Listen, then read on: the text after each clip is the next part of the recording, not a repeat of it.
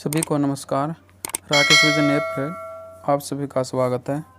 और इस वीडियो में हम ज्वालामुखी क्रिया के बारे में और चट्टानों के बारे में पढ़ेंगे। सबसे पहले हैं ज्वालामुखी क्रिया के क्या क्या कारण हैं। समस्थितिक असंतुलन, ये क्या होता है? संतुलन के कारण चट्टानों में गति, भूकंप आदि घटनाएं होती हैं। असंतुलन अगर चट्टानों में होगा तो उनमें गति होगी और गति के कारण उनमें भूकंप आदि घटनाएं भी होती हैं और इनसे भूगर्भीय क्षेत्र में संरचनात्मक परिवर्तन भी होते हैं। इन परिवर्तनों के कारण ज्वालामुखी क्रिया होती है। तो पहला कारण क्या है? समस्थितिक असंतुलन है। नेक्स्ट है गैसों की उत्पत्ति। गैसों की उत्पत्ति से भी, जब गैसों की उत्पत्ति होती है तो तब भी ज्वालामुखी की संभावना रहती है। भूगर्भ में प्रचुर मात्रा में जल संग्रहित रहता है। भूगर्भ में प्रचुर मात्रा में जल संग्रहित रहता है। जैसे ये पृथ्वी है और ऊपर का भाग क्रस्ट है और ये मेंटल है और ये इसके अंदर ये कोर हमारी। तो बाह्य जो मेंटल है इसके बाह्य मेंटल में यहाँ पर द्रवित पदार्थ है और ये जो है और ये जो कोर है ये बाहरी ठोस है। और जब पृथ्वी पश्चिम से पूर्व की तरफ घूमती है तो ये जो द्रवित पदार्थ है ये भी घूमते हैं। तो भूगर्भ में प्रचुर मात्रा में जल संग्रहित रहता है। दरारों से होकर यदि जल पृथ्वी के आंतरिक भाग तक पहुंच जाता है तो वह वाष्प में परिवर्तित हो जाता है। तो दूसरा पॉइंट क्या होगा? गैसों की उत्पत्ति, मतलब वाष्प में परिवर्तित हो जाता है। भूगर्भ में ताप वृद्धि। भूगर्भ में प्रचुर मात्रा में रेडियोस्क्रिय पदार्थ पाए जाते हैं और इनमें विखंडन हो जाता है और विखंडन के बाद में काफ़ी ताप निकलता है और तापमान में वृद्धि हो जाने पर चट्टानें द्रवित अवस्था में परिवर्तित हो जाती है, जिनके कारण लावा का निर्माण होता है। दाब में कमी। भूगर्भिक हलचलों के कारण कई बार ऊपरी चट्टानों का दाब कम हो जाता है। दाब में होने वाली कमी से भूगर्भ में स्थित चट्टानें पिघलकर मैग्मा का निर्माण करती है। जो चट्टानें होती है, चट्टानों के दाब में कमी आने पर वे द्रवित अवस्था में हो जाती है। तो ये जो चार कारण हैं, ये चार कारण ज्वालामुखी क्रिया के कारण हैं। सबसे पहले समस्थितिक असंतुलन, गैसों की उत्पत्ति, भूगर्भ में ताप वृद्धि और दाब में कमी, इनके कारण ज्वालामुखी क्रिया होती है। नेक्स्ट है जो लावा निकलता है, ये कितने प्रकार का होता है? पैठिक या बेसिक लावा और अम्ल प्रधान या एसिडिक लावा।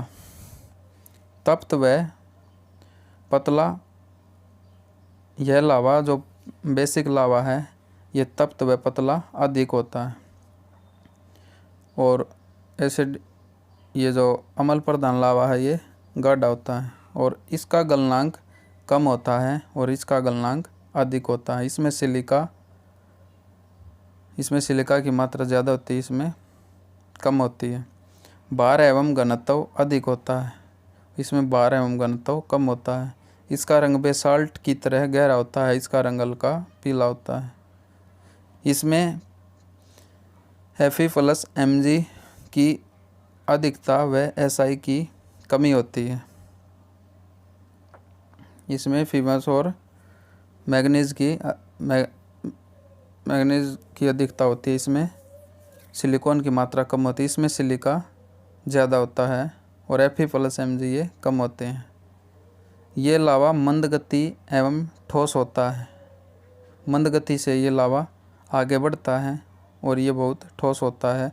ये पतली चादर के रूप में फैलता है और ये तेज़ गति से आगे बढ़ता है। इसमें तिरु ढाल होती है, इसमें मंद ढाल होती है और विस्तृत आकार होती है और चिपटी शिल्ड या गुंबदकार इसकी शेप होती है। नेक्स्ट है फेल्सिक लावा। जब लावा में सिलिका की मात्रा 63% से अधिक होती है तो उसे फेल्सिक लावा कहा जाता है। जिस लावा में सिलिका की मात्रा 63% से अधिक होगी फेल्सिक लावा होगा। यह चिपचिपा व गुंबद के आकार का होता है। और मैफिक लावा सिलिका की मात्रा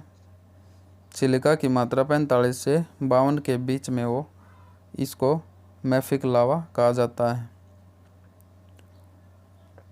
नेक्स्ट है ज्वालामुखी के प्रकार। ज्वालामुखी के प्रकार हैं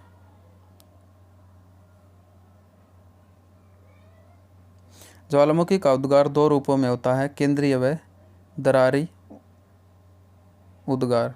केंद्रीय उद्गार क्या होता है? यह प्राय एक संकरी नली के सहारे एक छिद्र से होता है। यह प्राय एक संकरी नली के सहारे एक छिद्र से होता है। ये ऐसे लावा यहाँ से द्रवित पदार्थ ऊपर गए और यहाँ से ऐसे निकल गए। तो ये जो पाइप है ये एक संकरी नली है। इसमें देखिए हवाई तुल्य ज्वालामुखी, इस ज्वालामुखी में विस्फोटक क्रिया कम होती है और लावा का उद्गार शांत रूप से होता है। लावा पतला एवं गैसों की मात्रा कम होती है। उदाहरण हवाई द्वीप का किलाविया ज्वालामुखी। नेक्स्ट है स्ट्रोम्बोली। गैस लगातार रुक रुक कर निकलती है, विस्फोटक कम होता है। उदाहरण भूमध्य सागर के लिपारी द्वीप पर स्ट्रोम्बोली ज्वालामुखी। नेक्स्ट है वोल्केनियन। इसमें भयंकर विस्फोट होता है, लावा गाढ़ा होता है इसका और गैस अधिक निकलती है और ये वोल्केनो ज्वालामुखी लिपारी द्वीप पर स्थित है। नेक्स्ट है पिलियन ज्वालामुखी। सबसे अधिक विस्फोट होता है, अधिक गैसें निकलती है, भयंकर आवाज़ के साथ विस्फोट होता है और सबसे विनाशकारी भी होता है। उदाहरण के लिए सुमात्रा द्वीप के पास क्राकाटोवा ज्वालामुखी।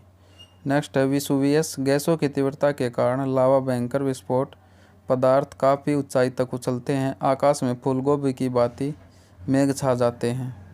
और इसका उदाहरण कौन सा है? इटली का माउंट विसुवियस ज्वालामुखी। चट्टानों से पहले थोड़ा सा खनिजों को देखते हैं। पृथ्वी की क्रस्ट का 98% भाग 8 तत्वों से बना है। भार के अनुसार क्रस्ट का लगभग 75% भाग ऑक्सीजन व सिलिकॉन से निर्मित है। और खनिजों के भार के अनुसार क्रस्ट का लगभग 75% भाग ऑक्सीजन व सिलिकॉन से निर्मित है। ऑक्सीजन का 47% है और सिलिकॉन से निर्मित है 28%। खनिजों के प्रकार। धात्विक खनिज कौन से होते हैं? इनकी सतह चिकनी व चमकदार होती है, वे धात्विक खनिज होते हैं जैसे सीसा, तांबा, सोना आदि। और अधात्विक सतह धुंधली और ये सूर्य की किरणों को परावर्तित नहीं कर सकते जैसे जिप्सम, क्वार्ट्ज और अभ्रक आदि।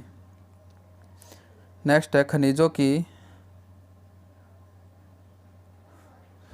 के भौतिक गुण। इनका उपयोग खनिजों की सही पहचान करने में किया जाता है। खनिजों की सही पहचान करने में इनका उपयोग किया जाता है। जैसे क्रिस्टल संरचना है, खनिजों के भीतर अणुओं की आंतरिक व्यवस्था होती है। जैसे ये कोई खनिज है और इसमें ये ऐसे रवे टाइप में होते हैं तो इन्हें क्या कहते हैं? क्रिस्टल कहा जाता है। खनिज के भीतर अणुओं की आंतरिक व्यवस्था, कठोरता मोह स्केल से मापा जाता है इसे। और चमक, प्रत्येक खनिज की अपनी एक चमक भी होती है। रंग, कुछ खनिजों का रंग उनकी परमाणुविक संरचना से निर्धारित होता है। धारियाँ, खनिज पीसने के बाद पाउडर का रंग बदल जाना। जैसे मेलाकाइट का रंग हरा और इसमें हरी धारियाँ होंगी। फ्लोराइट का रंग बैंगनी और इसमें सफ़ेद धारियाँ होंगी। विदलन, अपने प्राकृतिक क्रिस्टल विदलन के अनुसार निश्चित दिशा में टूटने की प्रवृत्ति को विदलन कहा जाता है। विभंजन, अपने प्राकृतिक क्रिस्टलन विदलन तल के अनुसार न टूटकर अनियमित रूप से टूटने की प्रवृत्ति, जहाँ से तोड़ने की कोशिश करे वहाँ से नहीं टूटेगा। नेक्स्ट है चट्टान। एक या एक से अधिक खनिजों से मिलकर इनका निर्माण होता है तथा इसमें खनिज घटकों की कोई निश्चित रासायनिक संरचना नहीं होती। सबसे पहले है आग्नेय चट्टान। इनका निर्माण क्रस्ट के नीचे उपस्थित तप्त एवं तरल मैग्मा के ठंडा होने से होता है और इनमें रवे भी पाए जाते हैं। इन्हें रवेदार चट्टान भी कहा जाता है। अपक्षय क्रिया एवं रूपांतरण के कारण ही प्रत्यक्ष अथवा परोक्ष रूप से अन्य चट्टानों का निर्माण होता है। अपक्षय से यहाँ क्या अभिप्राय है? अपक्षय कोई भी चट्टान है न इसका हवा से अपरदन होगा, न किसी जल से होगा, किसी भी भौतिक क्रिया से इसका प्रक्रिया से इसका अपरदन नहीं होगा, लेकिन इसका अपरदन खुद होगा, अपने आप ही इसका अपरदन होगा, तो ये अपक्षय क्रिया होती है। इन्हें प्राकृतिक प्राचीनतम मौलिक चट्टानें भी कहा जाता है। क्रस्ट का 90% भाग आग्नेय का है। ये परतहीन रंध्रहीन सघन होती हैं। परतहीन, ये इनमें परतें नहीं होती, ऐसे परतें नहीं होती। रंध्रहीन और सघन, और इनके अंदर जल आसानी से नहीं जा सकता। इनकी कठोरता के कारण इनका अपरदन धीमी गति में होता है। उदाहरण के लिए granite, syenite, monazite, dolerite, rhyolite, gabbro, basalt, porphyry, obsidian आदि ये सब क्या है? आग्नेय चट्टान के उदाहरण हैं। आग्नेय चट्टान ये 2 प्रकार की होती है, अंतर्निर्मित और बाह्य निर्मित। अंतर्निर्मित मैग्मा धरातल के ऊपर न आकर नीचे ही ठंडा होकर जमता है, तो ये अंतर्निर्मित होती हैं। पृथ्वी के अंदर मैग्मा मंद गति में ठंडा होता है, इसलिए खनिज के कण भी बड़े होते हैं। उदाहरण के तौर पर ग्रेनाइट और डोलेराइट। बाह्य निर्मित मैग्मा धरातल के ऊपर आकर ठोस हो जाता है, इसे ज्वालामुखी चट्टान भी कहते हैं। लावा बाहर आने पर शीघ्र जम जाता है, अतः रवों की बनावट काफ़ी बारीक होती है। उदाहरण बेसाल्ट, रायोलाइट, ये सब बाह्य आग्नेय चट्टान है। रासायनिक संरचना के आधार पर इसे 2 भागों में बांटा गया है। अम्लीय सिलिका की मात्रा 65% से अधिक हो, रंग हल्का पीला एवं ये हल्के होते हैं, वह घनत्व कम सिलिका प्रधान चट्टान कहा जाता है इन्हें, क्योंकि फेल्सपार व क्वार्ट्ज की मात्रा अधिक, फेरोमैग्नीशियम इसमें कम होता है। उदाहरण ग्रेनाइट और रायोलाइट। नेक्स्ट है क्षारीय।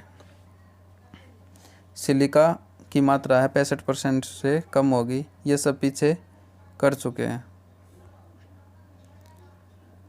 नेक्स्ट है इनकी विशेषताएं क्या है? इनमें क्या विशेषताएं हैं? ये चट्टानें कठोर होती है। इनमें जल बड़ी कठिनाइयों से जोड़ों के सहारे प्रविष्ट होता है। रासायनिक अपक्षय का प्रभाव कम होता है, मुख्यतः यांत्रिक एवं भौतिक विधियों से होता है।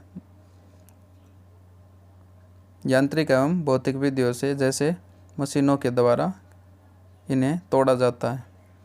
रवेदार दानेदार होती है ये। रवों का आकार मैग्मा के ठंडे होने की गति एवं स्थान पर निर्भर करता है। परतें व जीवाश्म नहीं होते इनमें, न तो परतें होती ऐसे न परतें होती है, ये बिल्कुल ऐसे ठोस होती है, और जीवाश्म इनमें नहीं होते हैं क्योंकि ये बहुत कठोर है। कठोरता के कारण इनमें जीवाश्म नहीं होते हैं। अगर इनके अंदर परत होती तो इनमें जीवाश्म भी होते। अधिकांश आग्नेय सिलिकेट से बनी होती है। इनमें लोहा, सोना, चांदी, एल्यूमिनियम आदि बहुमूल्य खनिज भी पाए जाते हैं। नेक्स्ट है इनका आर्थिक महत्व क्या है? ये खनिजों का भंडार होती है। वह अधिकांश धात्विक खनिज इसी में पाए जाते हैं। आर्थिक रूप से महत्वपूर्ण खनिज चुंबकीय लोहा, निकल, तांबा, सीसा, जस्ता, क्रोमाइट, मैग्नीज और टीन, ये सब आर्थिक रूप से महत्वपूर्ण खनिज है। सोना, हीरा, प्लेटिनम जैसे दुर्लभ खनिज इसी में मिलते हैं। बेसाल्ट व ग्रेनाइट का उपयोग भवनों व सड़क निर्माण में किया जाता है। बेसाल्ट और ग्रेनाइट का उपयोग भवन निर्माण और सड़क निर्माण में किया जाता है। अपक्षय के परिणाम स्वरूप काली मृदा का निर्माण होता है और काली मृदा कपास के लिए उपयुक्त है।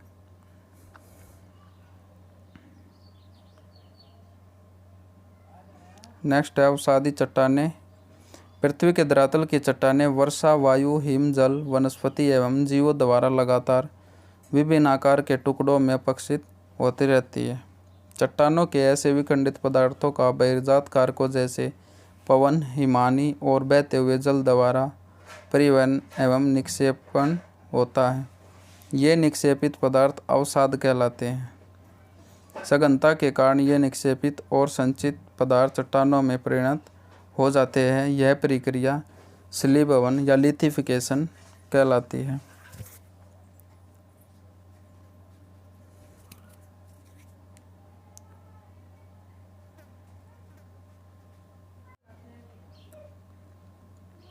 अवसादी जो चट्टानें हैं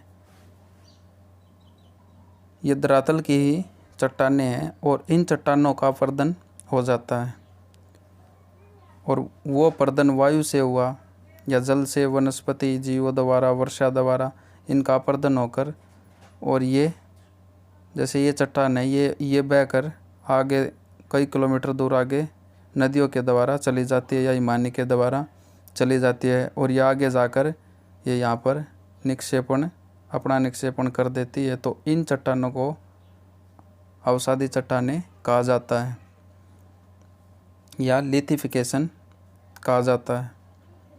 छोटे छोटे कणों से निर्मित होने के कारण अधिकांशतः संरंध्री होती है। जीवाश्म भी पाए जाते हैं तथा कोमल होने के कारण इनमें अपक्षय व अपरदन सफलतापूर्वक होता है। क्योंकि ये कोमल होती है तो इनका अपरदन भी होगा और इनमें परतें हैं तो जीवाश्म भी पाए जाएंगे। नेक्स्ट है अवसादी चट्टानें। अवसाद का जमाव सामान्यतः क्षैतिज परतों में होता है, इसलिए इन्हें परतदार चट्टान कहा जाता है। अवसाद का जो जमाव है ये क्षैतिज रूप से होता है। एक परत, फिर इसके ऊपर और परत परतदार होती है और ये जो परतें होती हैं इन परतों के यहाँ पर जीवाश्म पाए जाते हैं। उदाहरण है बलुआ पत्थर, सिल्ट, चूना पत्थर, रॉक सॉल्ट, चीका मिट्टी, खड़िया मिट्टी, लिगराइट, लोएस, कोयला आदि।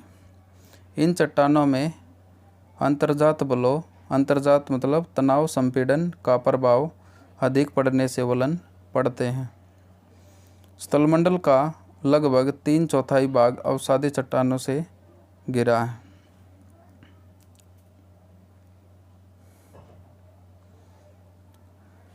नेक्स्ट है यांत्रिक रूप से निर्मित अवसादी चट्टान। बलुआ पत्थर,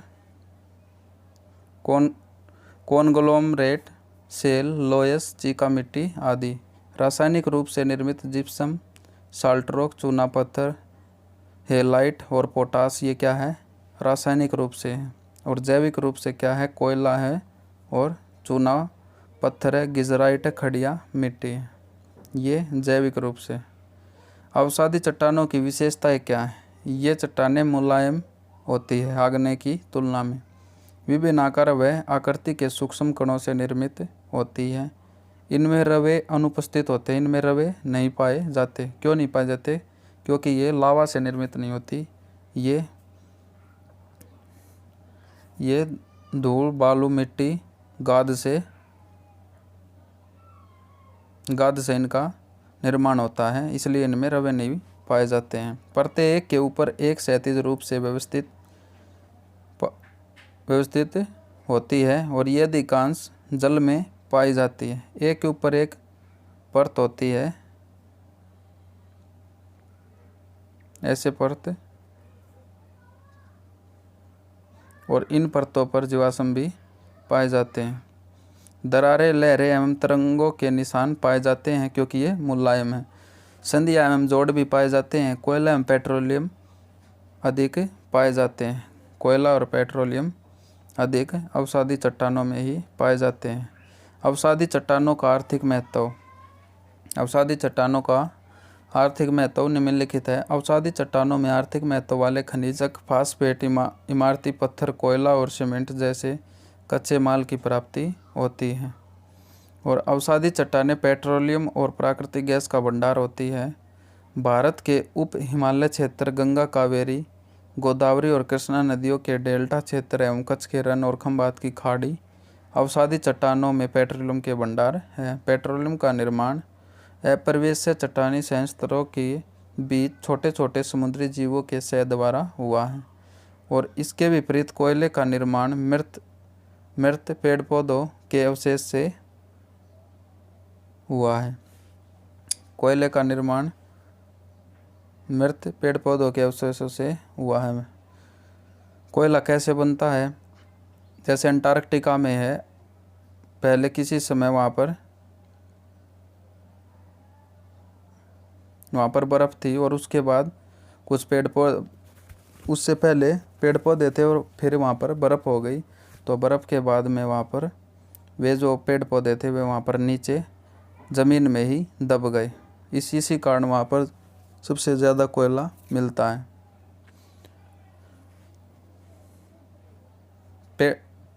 बलुआ पत्थर तथा चूना पत्थर का उपयोग भवन निर्माण में किया जाता है। आगरा, दिल्ली और फतेहपुर सीकरी के किलों में लाल बलुआ पत्थर का प्रयोग किया गया है। वर्तमान में अधिकांश उद्योग अवसादी चट्टानों के उत्पादों पर निर्भर है। सिंधु और गंगा की घाटियाँ अवसादी चट्टानों से ही निर्मित है। यहाँ पाई जाने वाली जलोढ़ मृदा अत्यधिक उपजाऊ है। नेक्स्ट है कायांतरित चट्टानों का वर्गीकरण। सबसे पहले है तापीय कायांतरण। चट्टानों के पदार्थों में रासायनिक परिवर्तन एवं पुनः क्रिस्टलीकरण होता है। क्रस्ट के अंदर उच्च तापमान के संपर्क में आने से मूल चट्टान परिवर्तित हो जाती है, जैसे चूना पत्थर का संगमरमर में परिवर्तित होना और बलुआ पत्थर का क्वार्ट्ज जाइट में, सेल का स्लेट में और कोयले का ग्रेफाइट में परिवर्तित होना। इसके दो प्रकार होते हैं। तापीय कायांतरण के दो प्रकार होते हैं, संपर्क कायांतरण और पारदर्शिक कायांतरण। चट्टानें गर्म लावा मैग्मा के संपर्क में आती है तथा उच्च तापमान में चट्टानों के पदार्थों का पुनः क्रिस्टलीकरण होता है। और नेक्स्ट है पारदर्शिक कायांतरण में विवर्तनिकी दबाव से उत्पन्न उच्च दबाव एवं दाब के कारण चट्टानें विकृत होती है तथा इनमें पुनः क्रिस्टलीकरण होता है। विवर्तनिकी दबाव मतलब प्लेटों के टकराने से।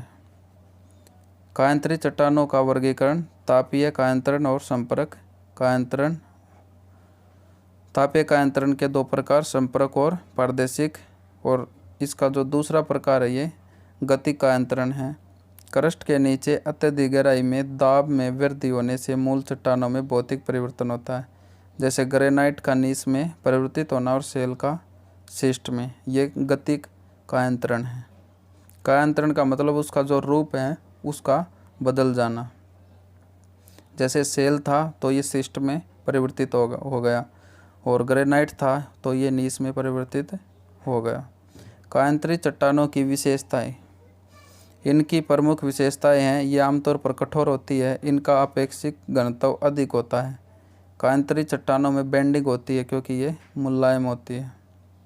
इन चट्टानों के मध्य रिक्त स्थान नहीं होता। कायांतरित चट्टानों में जीवाश्म का अभाव रहता है। जीवाश्म इनमें नहीं पाए जाते। इनमें परतों का भी अभाव रहता है। मतलब जो अवसादी चट्टान है सिर्फ जीवाश्म इन्हीं में पाए जाते हैं। नेक्स्ट है इनका आर्थिक महत्व क्या है। भवन निर्माण सामग्री में भवन निर्माण में नीस, सेल, क्वार्टजाइट, स्लेट, संगमरमर आदि का उपयोग किया जाता है। भारत में संगमरमर राजस्थान के अलवर, अजमेर, जोधपुर और जयपुर जिलों में पाया जाता है। स्लेट रेवाड़ी हरियाणा में और कांगड़ा हिमाचल प्रदेश और बिहार के कुछ हिस्सों में पाई जाती है। स्लेट की मोटी चादर का प्रयोग बिलियर्ड्स टेबल बनाने में किया जाता है। सबसे पहले हो गया भवन निर्माण सामग्री। नेक्स्ट है औद्योगिक उपयोग। ग्रेफाइट का उपयोग पेंसिल बनाने के लिए किया जाता है। इसका गलनांक बिंदु अत्यधिक होता है 3500 डिग्री सेल्सियस, इसलिए कारखानों में धातुओं को गलाने के लिए इसका उपयोग किया जाता है। ग्रेफाइट नाभिकीय ऊर्जा विद्युत ग्रह के लिए अनिवार्य खनिज है। क्वार्ट्ज एक कठोर चट्टान है जिसका उपयोग कांच बनाने में किया जाता है और ये भारत में राजस्थान, बिहार, मध्य और तमिलनाडु में तथा दिल्ली के पार्श्ववर्ती क्षेत्रों में पाया जाता है। सौंदर्य प्रसाधन सामग्री के रूप में सेटेटाइट का प्रयोग टेल्कम पाउडर और अन्य तरह के सौंदर्य प्रसाधन के लिए किया जाता है। फैशन डिजाइनिंग के लिए टेल्कम पाउडर का उपयोग किया जाता है। अभ्रक आग्नेय एवं कायांतरित चट्टानों में खंडों के रूप में पाया जाता है। इसका उपयोग कुचालक एवं अग्नि प्रशामक के रूप में किया जाता है। गार्नेट एक मूल्यवान पत्थर है। इसका उपयोग अपघर्षक बनाने के लिए किया जाता है।